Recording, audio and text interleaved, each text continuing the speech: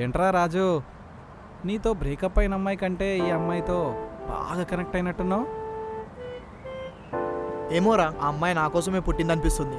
నిజమేరా, ఆ అమ్మాయి కంటే ఈ అమ్మాయితో ఎక్కువ లవ్ అటాచ్మెంట్ ఉన్నట్టుంది. అవునారా? ఆ, ఎలా చెప్తున్నావురా? ఎలా చెప్పడం ఏంట్రా, నీతో 20 సంవత్సరాల నుంచి ఉన్నాను. మనం చెడ్డీలు వేసుకున్నప్పటి నుంచి నీ దరిద్రంలో నీతోడే ఉన్నాను. నాకు అలా తెలిసిపోతుంది లేరా.